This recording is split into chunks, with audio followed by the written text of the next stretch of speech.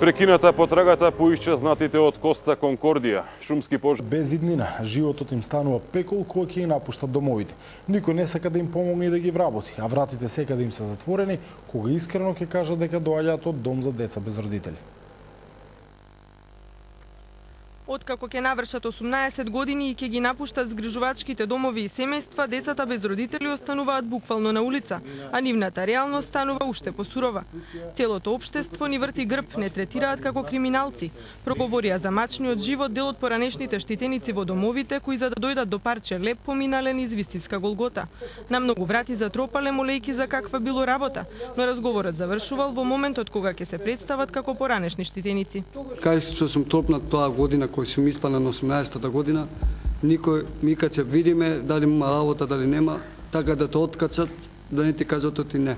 Сум живеал на улица, знам како е на улица да живееш, под коли, у дупки сум спијал, година дена на улица бев. Слична судбина дели Ирфан Бајрам. Тој сведочи за малтретирањето во дом семејството во кое бил згрижен заедно со неговите браќа. Тие секојдневно трпеле навреди и ќотек.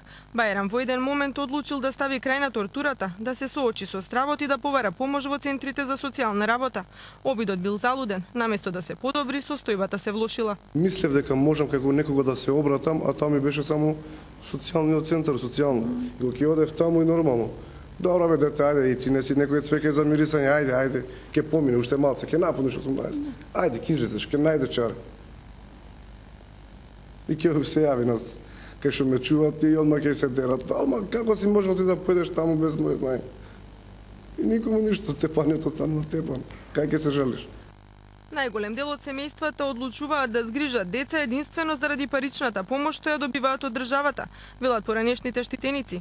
Ретки се примерите каде преовладува хуманата човечка димензија. Само мал дел од штитениците имале среќа да живеат во нормално згрижувачко семејство. Има некои згрижувачки семејства ги бркаат од куќа, по 18 години.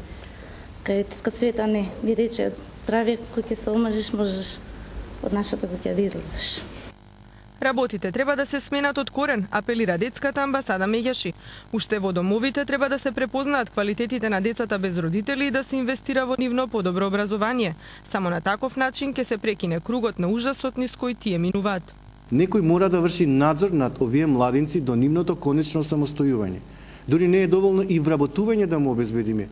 И секако многу е важно и какво вработување, значи квалификацијата која ја имаат претежно се, како што нагласив, најниските економски позиции во државата. Значи, на некој начин не само што се дискриминирани, туку и економски не се стабилни и самостојни. Полнолетните штитеници кои ги напуштаат домовите и добиваат покрив над главата, бараат државата да им овозможи да ги откупат становите од неа, конечно да се осамостојат и да започнат нормален живот.